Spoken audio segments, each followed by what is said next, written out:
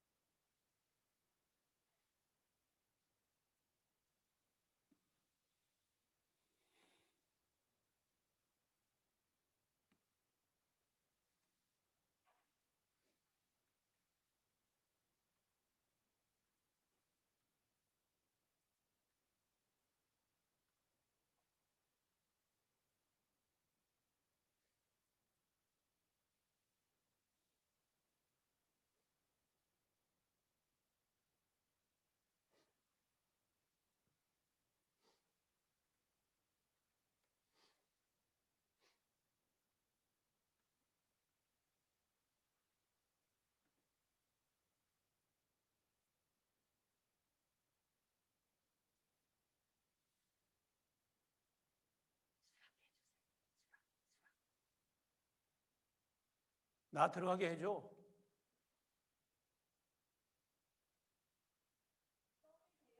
네.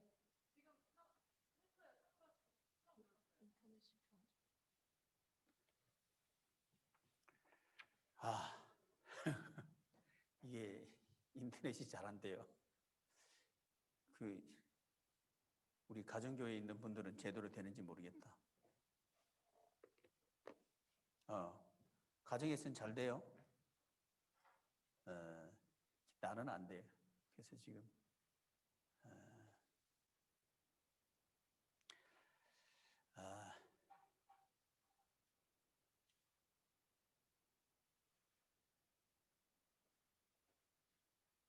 자, 오늘은 이번 주간에는 하나님의 정원 중에서 본질 두 번째 시간, 기능적인 본질에 대해서 우리가 좀 살펴보도록 하겠습니다.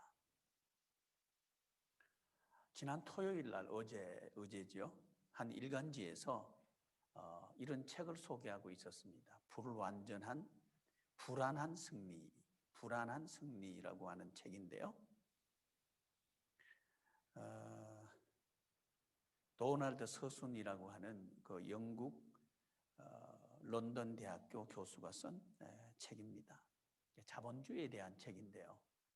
자본주의가 승리하긴 했는데 불완전한 승리다 하는 그런 얘기였습니다.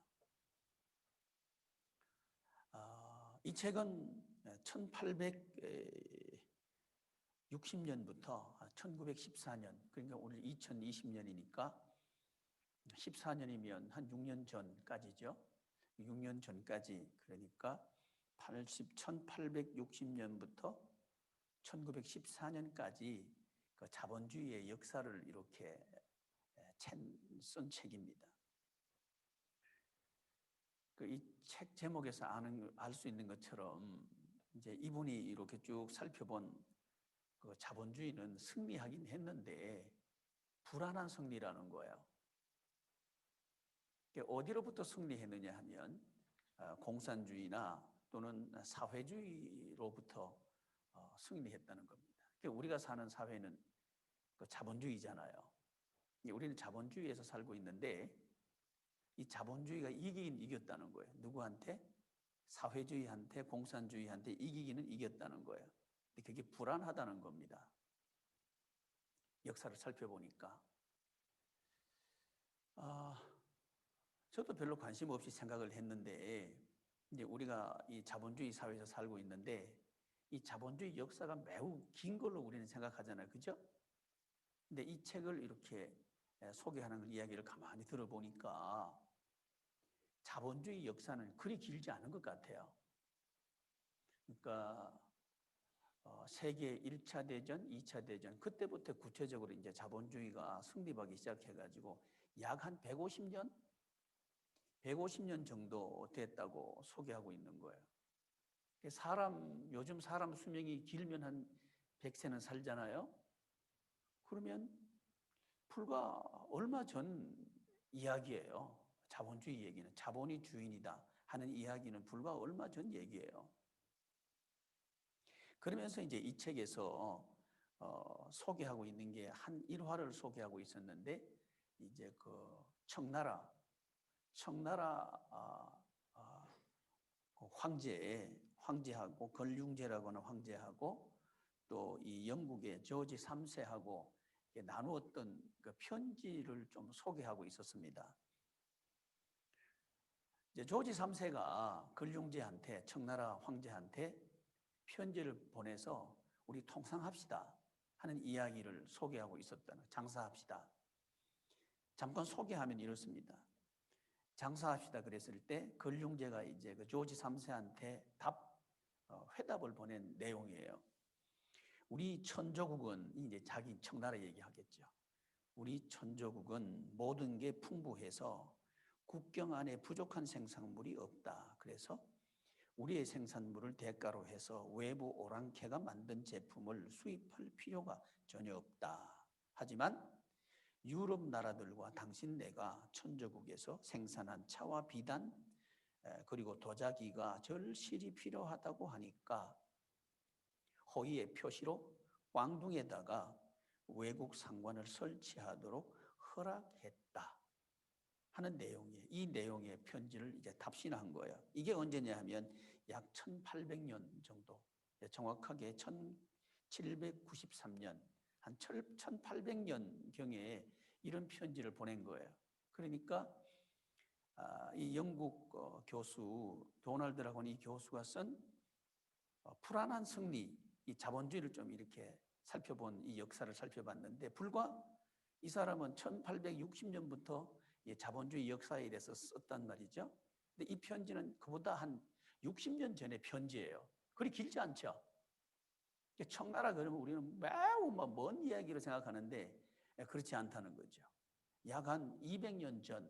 이때 이제 경제 규모를 이렇게 조사해서 발표를 했는데, 세계 경제에서 3분의 1이 그 청나라가 생산도 하고 팔기도 하고 했대요. 그러니까 그렇게 잘 사니까 필요 없다는 거죠. 장사할 필요가 없고 우리나라 안에서만 충분히 이렇게 잘 살 수 있다. 근데 우리가 호의를 베풀어서 당신들이 필요하다니까 하겠다. 이런 이야기를 했다는 거죠. 근데 그 나라가 말이죠. 불과 한 100년 정도 지난 뒤에 이런 이야기를 합니다. 우리가 잘 아는 대로 그 중국, 이 중국 청나라가 이제 지금 중국이죠. 중국 등소평이가 지금은 이제 시진핑이가 그 자기들 말로 시진핑이가 통치자인데, 시진핑 전 사람이 누구냐면 등소평이라고 하는 사람인데, 이 사람이 이제 1962년부터 1978년대에 우리 살았죠. 야, 한스야, 너 1978년도에 살았냐? 1978년대에 태어났어? 안 태어났어? 그럼 넌 아직 안 태어났구나. 그러면 성경이 넌 1978년도 아냐? 몰라? 오, 꽤 오래됐네 그러면. 현빈이 넌 1978년도 몰라? 야, 그때 옛날이구만. 안 되겠네. 그만 물어야 되겠다. 1978년, 이제 그때까지 통치한 사람이 등소평인데, 이 사람이 잘 들어봐요. 이 사람이 한 얘기가 흑묘, 백묘. 그의 묘는 이제 고양이거든. 그러니까 고양이 색깔이 까마면 어떻고 백묘, 하야면 어떤가, 그런 얘기예요. 흑묘, 백묘 이야기하면서 잘 살기만 하면 된다 해서 흑묘, 백묘 얘기하면서 이제 그 사람들이 사회주의 했는데 시장 경제를 받아들인 거예요. 시장 경제를 받아들였어. 이게 이제 자본주의가 이겼고 반대로 사회주의는 이제 실패했다. 하는 걸 인정하는 상징적인 이야기죠. 그래서 이제 시장 경제를 받아들여 가지고 이 사람들이 이제 잘 살게 된 거죠. 점점 잘 살게 된 거죠. 자, 이게 이제 이 책에서 말하고 있는 불안한 승리라고 하는 거예요. 그러니까 제가 좀 이렇게 좀 이 설교를 시작하면서 왜 이 말씀을 드리느냐 하면 하나님의 정원을 좀 우리가 이해하면서 지금 우리가 살고 있는 이 세상이 하나님의 정원이다. 하나님의 정원인데 이 세상을 이해하려고 그러면 우리가 사는 세상을 이해해야 되는데 우리가 사는 세상은 자본주의라고 하는 거죠. 그러니까 자본주의는 뭐 잘 알아요. 돈이 최고죠. 돈이 최고인 세상이 자본주의예요. 근데 이 생각하고 사회주의 또는 공산주의 이거는 이제 이쪽에 있는 사람들, 그러니까 중국, 러시아, 저기 북한 이 사람들이 생각하는 거는 중요한 게 이 자본주의에서 중요한 것은 이윤입니다. 이윤 추구. 그래서 시장 경제를 중요하게 생각하는 거죠.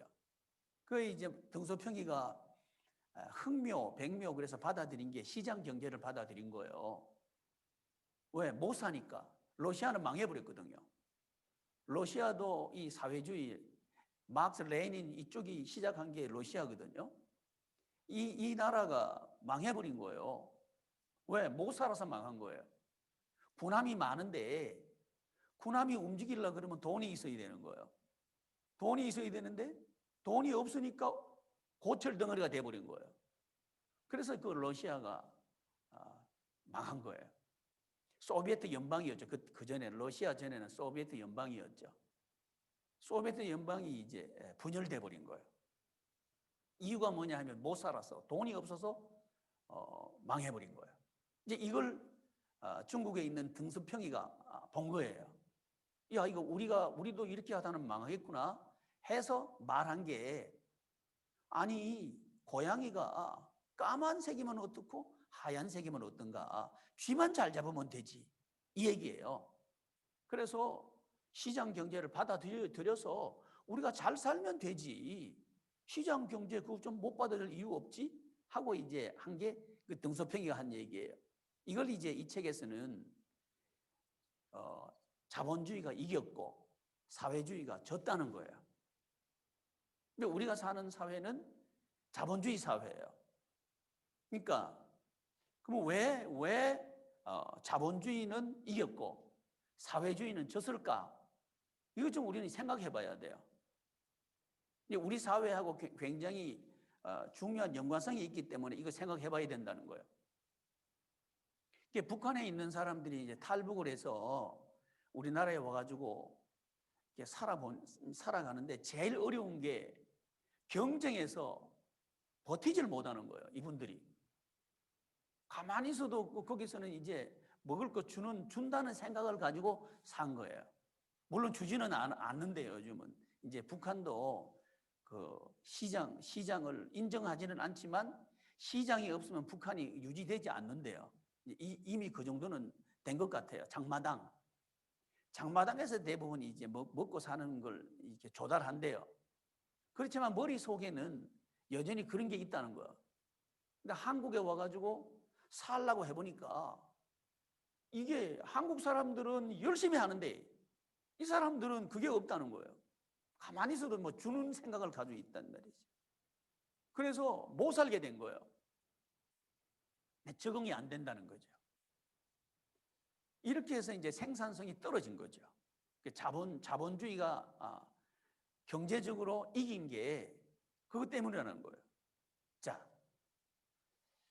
그런데 이제 좀 더 우리가 생각을 좀 해보고 싶은 게 하나님의 정원을 생각하면서 좀 더 생각을 하고 싶은 게 그렇다면 이 사회주의 또는 공산주의 이게 비슷한 겁니다.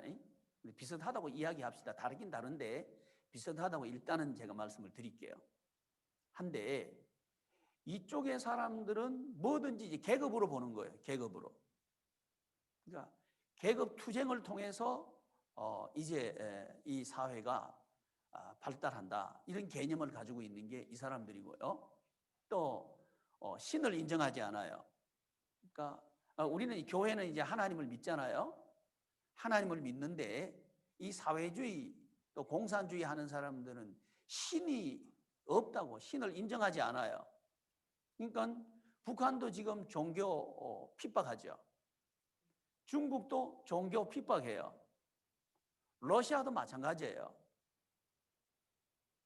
있다고는 이야기하지만 자기들 요구대로 하는 그런 건 인정을 해요. 근데 그거는 종교가 아니죠.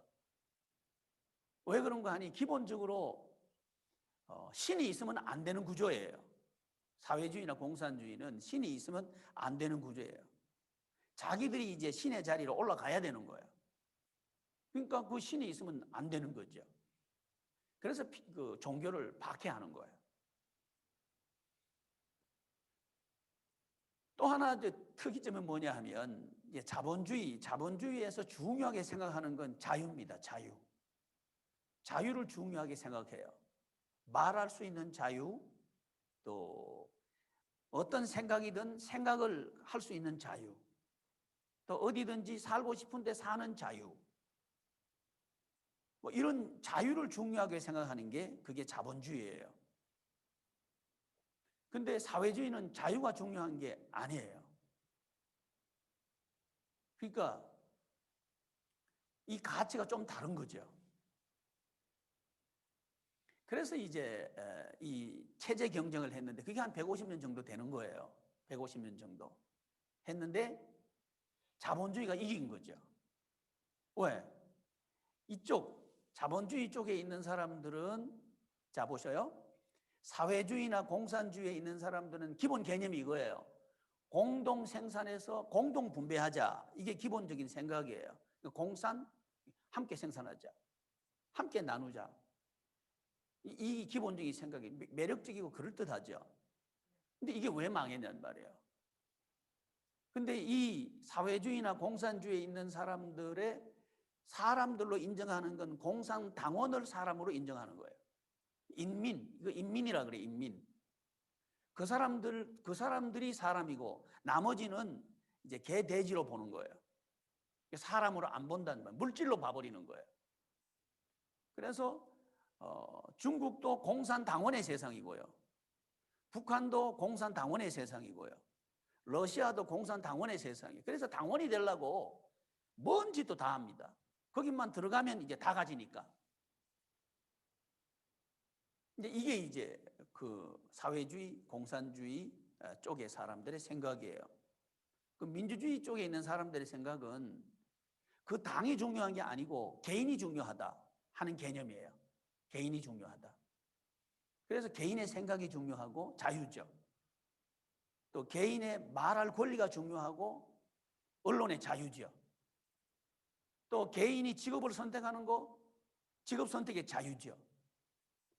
이런 자유가 중요하고 권리가 중요한 게 이 자본주의예요. 자유가 중요한 거예요. 그러면 왜 자본주의가 이겼고 사회주의가 졌을까 이 말이죠. 그 이유가 여러분 뭐라고 생각하셔요? 전 자유에 있다고 봅니다. 자유에 있다. 사회주의는 자유를 박탈해요. 주거 이전의 자유가 없어요. 어디서 살아라 그러면 거기서 살아야 되는 거예요. 그거는 이제 그 정권이 이렇게 제한을 해요. 또 어디 여행 가려 그러면 여행 허가를 받아야 돼요. 허가를 안 받으면 여행 가면 안 돼요. 그게 이제 그 통제를 해야 되니까 그렇게 되는 거예요. 자, 결국 누가 그런 권한을 독점하게 되느냐 하면 공산당이 독점하게 되는 거예요. 독점하는 체제예요. 그런데 자본주의는 그게 아니고 개인이 중요하다는 거예요. 개인이 중요하니까 자, 이 사람도 중요하고 저 사람도 중요하고 말이 여기저기 막 다양한 말이 나와요. 생각도 참 다양해요. 직업도 다양해요. 그거 참 다양하단 말이에요. 이게 막 분출되는 거예요.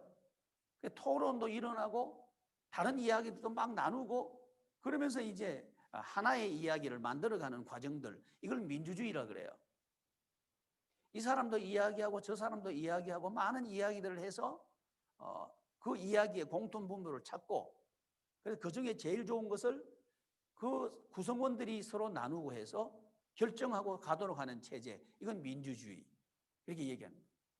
그게 아니고 당이 결정하면 따라와, 이건 이제 공산주의 그렇게 얘기하는 거죠. 다시 이제 처음 질문으로 돌아가서 왜 공산주의, 사회주의는 패배했을까? 왜 자본주의는 이 사회주의한테 이겼을까? 이 자본주의에 대해서요, 그 아주 중요한 자본주의 경제학자가 케인즈라고 하는 사람이 있는데, 이 사람이 이런 말을 했습니다. 자본주의는 똑똑하거나 아름답지 않고 정의롭거나 고결하지도 않다. 하지만 자본주의를 무엇으로 대신해야 할지를 생각할 때면 극도로 당황하게 된다. 이제 케인즈라고 하는 경제학자가, 물론 이 사람은 자본주의에 있는 경제학자예요. 이 사람이 그런 얘기야. 이게 아름답지 않다는 거죠. 정의롭지도 않다는 거예요. 근데 대안이 뭔가를 물어볼 때는 참 당황스럽다는 거죠. 영국 BBC에서요, 2009년에 전 세계 27개 나라한테 설문을 했다고 합니다. 그 내용이 뭐냐 하면 자본주의에 대한 설문이었는데요. 자본주의가 제대로 작동하는지를 물은 겁니다. 그랬을 때 순조롭게 작동하고 있다, 이렇게 응답한 사람은 11%였다고 해요. 그리고 응답자 중에서 23%는 자본주의는 치명적인 결함이 있고 새로운 경제 체제가 필요하다, 이렇게 응답을 했다고 합니다. 자, 사회주의, 공산주의는 이미 패배했어요. 그게 드러난 거예요. 근데 역사적으로 증명된 겁니다. 근데 이걸 다시 사회주의나 공산주의, 다시 말하면 사회주의나 공산주의로 가는 건 이런 겁니다. 자유를 박탈한다든가, 또는 국가에서 줄 거니까 너희들은 받기만 하면 돼. 이거 굉장히 이게 무서운 독입니다. 이렇게 하는 거는 사회주의로 가는 겁니다. 이렇게 그건 이미 실패한, 역사적으로 실패한 거예요. 실패한 거예요. 이제 그 얘기를 쓰고 있는 겁니다, 이 책에서. 사회주의 또는 공산주의는 실패했다. 누구한테? 자본주의한테 졌다. 근데 자본주의의 승리는 완전한 승리인가? 불완전하다. 불완전한 것을 이제 우리는 다 알고 있는 거죠. 우리 다 경험하잖아요. 이 자본주의가 정의롭지 않아요. 또 이게 상식적으로 통하지도 않아요.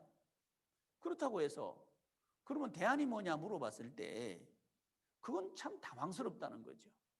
이 설문에서처럼 그렇다는 거예요. 그래서 이 책을 쓴 사람이 그 정리를 하면서, 그렇다면 이 자본주의의 가장 치명적인 대적이 뭘까? 위협은 뭘까?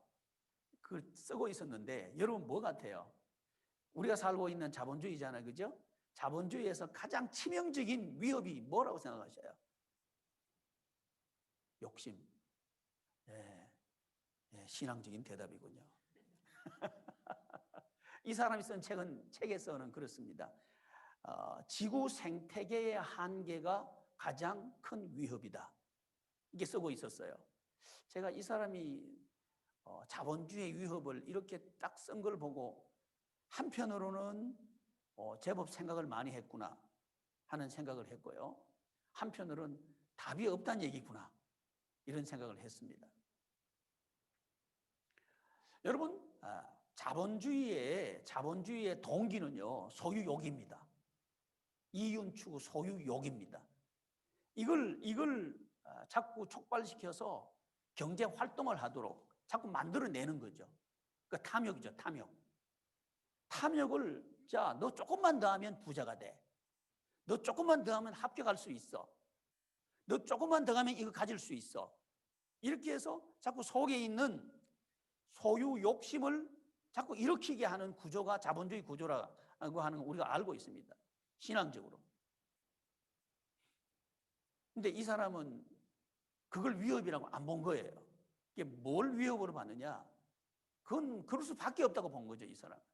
자본주의의 근거가 욕심, 인간의 소유욕을 근거로 한 게 자본주의인데 그건 우리 믿는 사람이 하는 얘기고 안 믿는 사람들은 그건 당연한 거예요.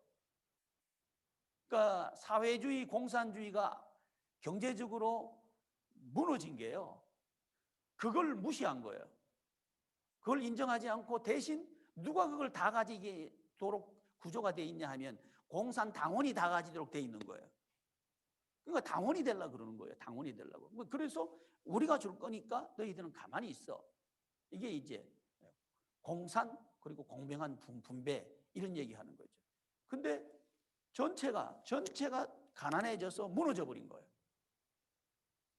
군함은 있는데 항공모함은 있는데 움직일 수 없는 항공모함이에요. 그럼 그거 고철 덩어리죠.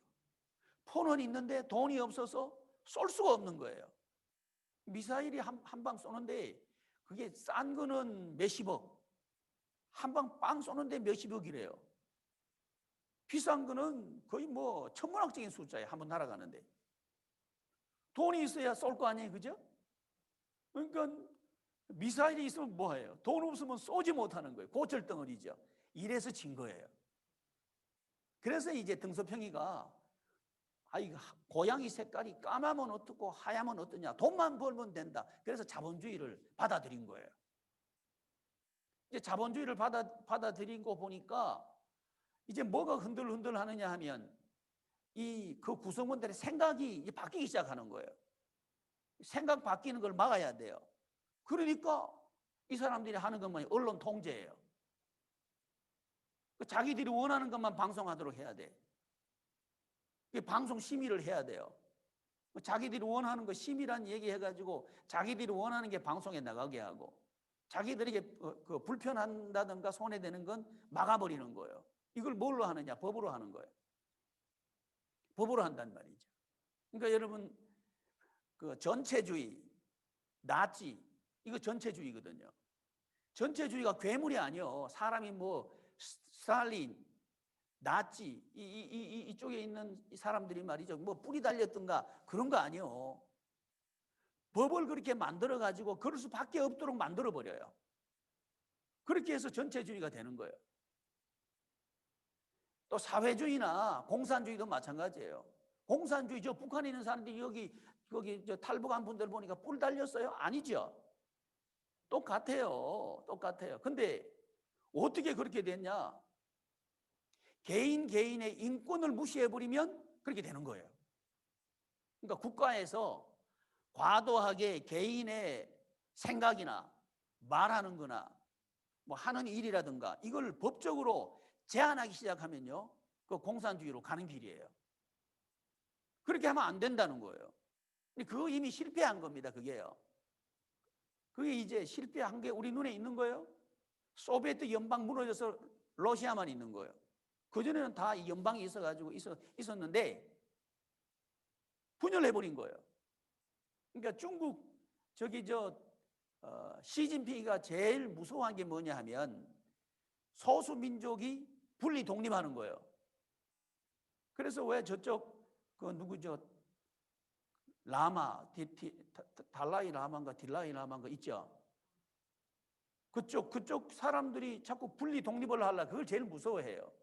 그거 하나 독립하면요, 우리 조선족이 살고 있는 만주 저쪽에 있죠.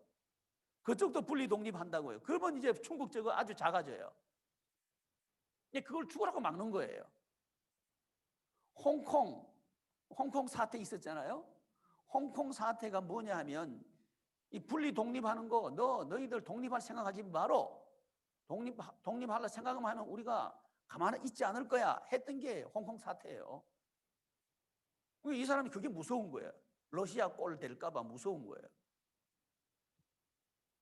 하고 싶은 얘기는, 제가 드리고 싶은 얘기는 이겁니다. 개인의 자유를 제한하는 것은 하나님의 정원의 원리에 맞지 않다. 그렇기 때문에 안 된다는 거예요. 그러니까 이 불안한 승리, 이 책을 쓴 그 도널드 서순이라고 하는 이 사람 말이죠. 이 사람이 쭉 그 자본주의 역사를 한 150년 되더라고요. 이 역사를 보면 불과 200년 전에는 중국이 세계 경제 3분의 1을 차지하고 있었어요. 근데 한 100년 정도 지나고 나니까 가난하게 된 거예요. 그때 뭘 했느냐? 사람들의 생각을 탄압했고 자유를 억압했고, 그건 이제 공산주의 한 거죠. 공산주의 했더니 가난해지더라는 거죠. 그래서 이렇게 하면 안 되겠다. 이렇게 해서 이제 흑묘, 백묘 이 얘기해서 우리 잘 사는데 필요하다면 뭐든지 할 수 있다. 이렇게 해가지고 이제 어느 정도 잘 살게 됐죠. 그래서 지금 이제 다시 이제 패권을 우리가 최고다 하면서 이제 중화주의 얘기해가지고 막 달려드는 거예요. 그게 이제 세계 흐름이라는 말이죠. 내가 이 세계의 흐름을 쭉 말씀드리냐 하면, 하나님의 정원을 이해하려고 그러면 하나님의 정원인 이 세계를 알아야 돼요. 세계를 알아야 되고, 이 세계의 흐름인 큰 흐름이었던 이 자본주의하고 사회주의에 대해서도 알아야 돼요. 그래야 이제 우리나라를 아는 거예요. 우리나라가 지금 하고 있는 게 뭔가, 이렇게 가면 되는 건가 안 되는 건가 하는 이야기를 우리가 할 수 있어야 되고요. 스스로 판단할 수 있어야 돼요. 이제 우리의 진로에 대해서 결정을 우리가 해야 된다는 거예요. 왜? 우리는 하나님의 정원에서 살고 있으니까. 그런데 이 판단을 하려고 그러면 역사를 먼저 알아야 되는 거예요. 이 역사를 보니까 왜 사회주의가 자본주의한테 졌을까? 그 많은 이유를 말할 수 있겠어요. 근데 이 도널드 서순이라고 하는 사람은 많은 이야기를 했어요. 그 중에 다른 건 자본주의에 적이 안 된다는 거예요. 자본주의의 근간이 제가 뭐라 그랬죠? 욕심이라 그랬죠. 소유 욕심이 근간이에요. 욕심. 이건 성경은 죄라 그러죠. 이게 욕심이에요. 이 욕심을 제어할 수가 없습니다. 제어할 수가 없습니다. 그러니까 이 공산당이 무너진 게요, 자기들이 독점을 하려고 그랬어요. 독점은 할 수 있어요. 근데 뭐가 문제냐 하면 공산당 내부에서 싸워버리는 거예요. 내부에서 분열이 일어난다고요. 그래서 안 되는 거예요. 뭘 인정하지 않았어요? 사람 속에 욕심이 있다는 걸 간과한 거예요. 자기들만 차지하면 되는 줄 알았는데 자기들 속에서 또 욕심이 있는 거예요. 그걸 몰랐던 거예요. 그래서 이제 소비에트 연방이 무너졌고, 이 동구권에 있던 저쪽 러시아 소비에트 연방권에 있던 저 불아파의 뭐 루마니아 뭐 이런 쪽들이 이제 분리해버린 거예요. 그 영향권에서 벗어나 버린 거예요. 물론 독일은 이제 동독, 서독 이렇게 나누어져 있는데, 동독이 서독과 통일이 됐죠. 통일이 돼서 이제 자본주의 세상으로 사는 거예요. 뭐 세계에서 우리가 잘 아는 대로 분단 국가는 우리나라죠. 남한하고 북한하고 이렇게 나눠져 있는 나라는 우리나라밖에 없어요. 그래서 이 하나님의 정원 중에서 우리나라가 처해 있는 입장, 현실, 이거 아는 거 중요하다. 그래서 자본주의가 이겼다. 그러면 사회주의 쪽으로 가는 걸 해서는 안 돼요. 왜 어리숙게 가냔 말이죠. 그러니까 하향 평준화 이거 안 돼요. 근데 그렇게 된 이유가 뭐냐 하면 한쪽에서 독점하면 안 된다는 거예요. 독점 못하도록 하는 게 그게 자유라는 거예요. 자유. 이게 자유가 이긴 거예요. 결국은 한 사람 일당이 독재하는 것 이것보다 여러 사람의 자유를 존중하는 이게 이겼다. 이제 그런 얘기예요. 그런데 케인즈가 얘기했던 것처럼 이 자본주의가 매력적이지 않아요. 있는 사람들이 뭐 자기 멋대로 자고 하려고 그래요. 욕심이 있는 거죠. 자본 권력이 있다는 거예요. 또 정의롭지도 않아요. 합리적이지도 않고요. 막 하는 거예요.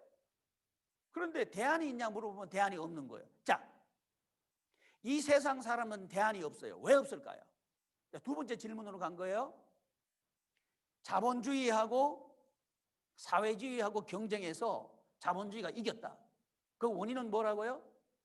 자유에 있다. 그럼 이 자유가 왜 이겼나? 하나님의 정원을 만드실 때 하나님께서 인간에게 주신 겁니다. 인간이 인간에게 준 게 아니에요. 따라서 인간이 제한할 수도 없는 겁니다. 그걸 천부 인권이라 그래요. 하나님께서 인간에게 주신 하나님이 주신 권리가 있는데 그건 자유라는 거예요. 자유. 우리는 자유의지라 그러죠. 자유의지, 스스로 생각하고 스스로 결정하고 스스로 행동하고 한 이 권리를 하나님께서 인간에게 주셨다는 거죠. 여기에 자본주의가 맞았다는 거예요. 그래서 자본주의가 이겼다. 저는 그렇게 보는 거죠. 성경은 그렇게 말한다는 거예요. 하나님께서 주신 자유를 자본주의가 더 많은 것을 받아들이고 있나? 공산주의가 더 많은 것을 받아들이고 있나 봤을 때 공산주의보다는 자본주의가 그래도 낫더라는 거죠. 결함이 많고 매력적이지도 않고 그렇지만 그래도 낫더라는 거죠. 그렇지만 이 불안하다는 거예요. 이 승리가 완전한 안전한 승리가 아니라는 거예요. 이제 이 얘기는 이제 우리 삶에 한번 적용해 보자는 거죠. 내가 돈이 적어요. 또는 부족해요. 그런데 돈 많은 사람들이 자기들 생각대로 막 사회를 움직여 나가려고 그래요. 그렇죠? 회사도 움직여 나가려고 그래요. 이게 우리 문제죠. 매력적이지 않다는 거예요. 매력적이지 않다는 거예요. 이건 우리 다 경험하고 있어요. 꼭 경제학자 케인즈의 말을 안 빌리더라도 우리의 경험으로 딱 보면 이건 뭐 매력적이지 않아요. 아름답지 않아요. 그런데 그러면 어떻게 살래? 대안이 뭐냐 물어보면 답이 없는 거예요. 이 세상에선 답이 없는 거예요. 자, 그렇다면 답이 뭘까 하는 것을 이번 주간에 우리가 한번 좀 살펴보겠다는 거죠. 답이 뭘까? 이 세상 사람들이 말하고 있는 공산주의는 사람 속에 있는 욕심을 나는 욕심이 없어. 그래 놓고 가만 보니까 자기 당원들이 욕심을 다 차리고 있는 거예요. 그래서 무너진 거예요. 자본주의는 나는 욕심이 있어. 욕심이 기본이야. 그러니까 조금만 더 노력하면 그 욕심을 채울 수 있어. 이렇게 해서 개인의 자유를 인정해 주면서 이제 그 체제를 만들었다는 거죠. 근데 합리적이지도 않고 매력적이지도 않고 아름답지도 않고 불합리하고 아주 속이 탄다고 부글부글 끓는단 말이에요. 그런데 어떻게 사느냐를 물어봤을 때 대답이 없다는 거예요. 왜 없을까요? 욕심을 해결 못한 거예요. 욕심이 해결되면 자본주의의 한계가 해결된다는 거죠. 그게 뭐냐? 성경이에요. 하나님의 말씀이 이 욕심의 문제는 오직 하나님께서 왕이 되실 때 해결되는 문제다. 이게 하나님의 정원의 원리입니다. 인간이 왕이 되면 변질된 세상에서는 이 인간의 욕심을 어찌할 수가 없는 거예요. 욕심이 있는 거예요, 다들. 욕심 차리려고 사는 거예요. 근데 제가요, 그 코로나19 시대에 어떤 염장이 이야기를 신문에 기록한 것을 제가 읽어봤습니다. 잠깐 소개하면 이렇습니다. 강봉희라고 하는 67세 된 염장. 이 염장은 뭐냐 하면 사람이 돌아가면 이제 그 사람을 이렇게 묶어요. 시체를 묶습니다. 이걸 염한다 그래요. 그걸 하는 사람을 염쟁이라 그래요. 염하시는 분. 그러니까 염증이라 그러는데 강봉이라고 하는 분이 이제 무연고 시체, 연고가 없는 거예요. 그 대구에서 일어난 일입니다. 지난 2월 달에 대구에서 코로나19가 막 이 극성을 부릴 때 연고가 없는 시신을 23구나 이렇게 염을 했다는 거예요. 그러니까 사람이 돌아갔는데 형제도 안 나타나고 부모도 안 나타나고 친구도 안 나타나고 막 이래 된 거예요. 연고가 없는 거예요. 그러니까 대구시청에서 급히 전화가 왔더래요. 우리 좀 도와달라고. 왜 그러냐 그랬더니 시체를 처리해야 되는데 코로나19로 이제 돌아간 거예요. 이 사람들이 염하는 사람은 많은데 하나도 손을 안 댈라 그러는 거예요. 코로나19 걸릴까 봐 안 온다는 거예요. 그렇다고 해서 뭐 일가 친척이 오는 것도 아니고 친구가 오는 것도 아니고, 근데 이 시신은 처리해야 되겠고, 그래서 이제 봉사하는 이 강봉이라고 하는 이분한테 연락이 왔다는 거예요. 그래서 내가 가겠다. 그래서 갔는데 이렇게 처리한 분이 23분이라는 거예요. 자, 제가 질문하겠습니다. 우리가 살아가는데 지금 코로나19 벌써 1000명 넘는 지가 5세, 5일 뭐 이렇게 막 되잖아요. 그죠? 우리 조심해야 돼요. 코로나19 굉장히 조심해야 됩니다. 이거 함부로 봤다가는, 쉽게 봤다가는 큰일 납니다. 그래서 우리 교회에 있는 호클러요 꼭 가져가서 많이 활용하셔요. 많이 활용하고 꼭 뿌리고요. 이거 해야 됩니다. 이제 이분한테 그 PD가 질문을 이렇게 한 거예요. 그 23분을 염하는 것 중에서 가장 기억에 남는 분이 어떤 분입니까? 그랬더니 그 아버지가 코로나19로 돌아갔고요. 큰아들은 그 아버지와 같이 살았는데 격리돼 있고, 아버지는 돌아갔고 큰아들은 격리돼 있으니까 못 오는 거예요. 작은 아들이 저 멀리 있다가 와가지고 이미 이제 수습을 해가지고 관 속에 들어가 있는 상태예요. 그 아버지는. 그러니까 아들이 와서 통사정을 하는 거예요. 한 번만 보게 해달라고. 그래서 이제 관 뚜껑을 열고 또 수습했던 그 옷을 묶었던 걸 다 풀고. 근데 그 아들은 저 한 5m, 6m 뒤에서 유리 이게 뒤에서 이제 그걸 보는 거예요. 그렇게 울더라는 거예요. 자, 여러분. 사람이 사는다는 게 뭘고 죽는다는 게 뭘까 이 말이죠. 강봉이란 이분이 그런 얘기를 했습니다. 그 시신 앞에서 이렇게 염하면서 꼭 하는 얘기가 있다 그래요. 다 내려놓고 안녕히 가세요. 꼭 이야기를 하고 염을 하네. 다 내려놓고. 전 이 얘기를 보면서 이분이 죽음을 많이 있게 만나다 보니까 사람 문제가 뭔지 아는구나 하는 그런 생각을 한 거예요. 너무 많은 걸 잡으려고 그래요, 우리는요. 너무 많은 걸 소유하려고 그래요. 그렇게 살 필요가 없다는 거죠. 죽음 앞에서 이렇게 이분이 보니까 그렇게 살 필요가 없다 하는 걸 이제 느꼈겠죠? 그래서 다 내려놓고 안녕히 가세요. 꼭 그렇게 이야기를 한대요. 자, 이 이야기는 하나님의 정원에서 딱 들어맞는 이야기입니다. 하나님께서 우리에게 살도록 정원을 만들어 주셨는데 그 정원의 소유는요, 사람이 아니에요. 하나님의 거예요. 그래서 사람들은 아무도 못 가져가요. 부동산이 아무리 많아도요, 그 부동산 못 가지고 가요. 왜냐하면 사람 게 아니에요. 근데 사람 게 아닌데 자본주의는 야, 네가 소유할 수 있어 하면서 욕심을 자꾸 일으키도록 해가지고 살게 하는 거예요. 공산주의는 나는 욕심이 없다 이야기하면서 자기들 편에 속해 있는 사람들은 다 가지려고 하는 거예요. 욕심이 다 있는 거예요. 근데 하나도 못 가지고 가는 거예요.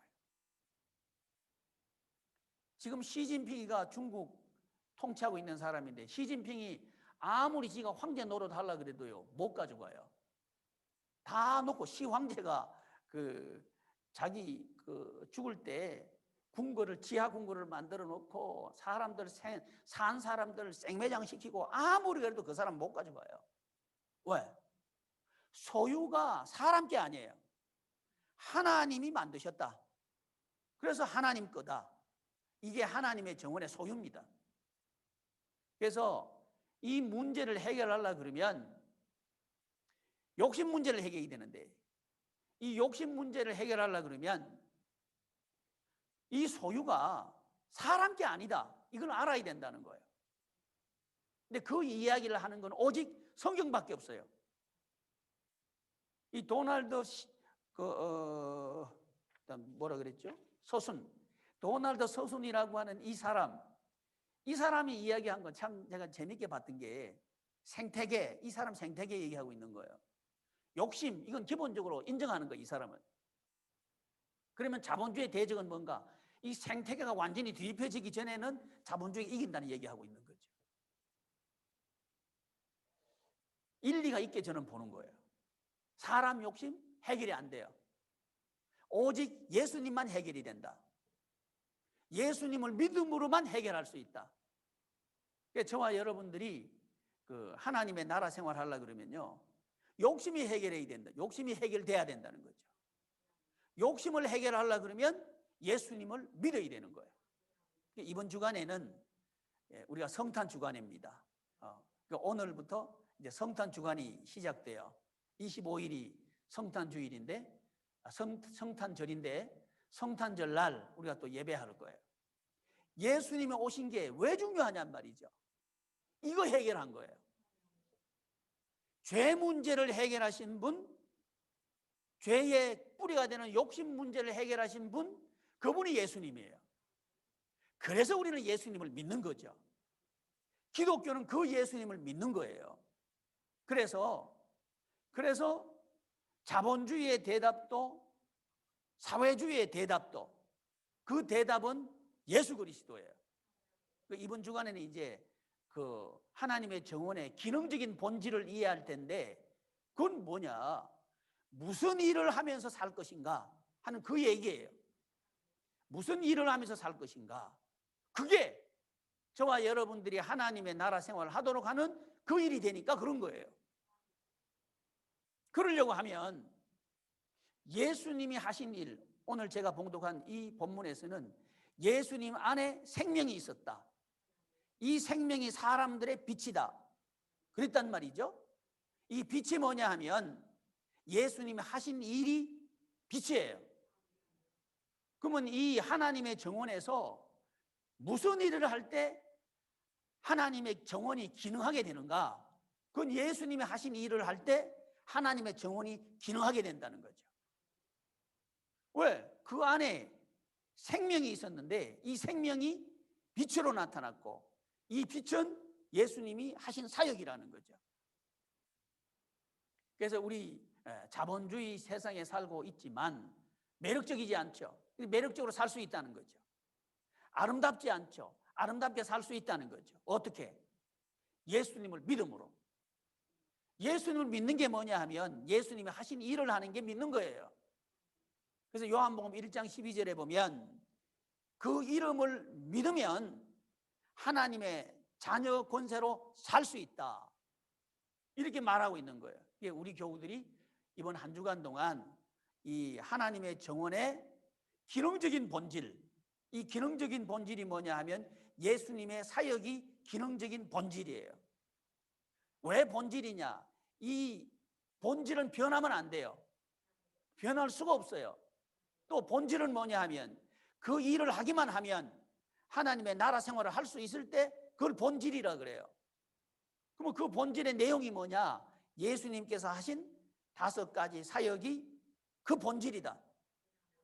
이번 한 주간 동안 저와 여러분들이 새벽 기도회 때 계속해서 이 본질에 대해서 살펴보도록 하겠습니다. 한번 기도하겠습니다.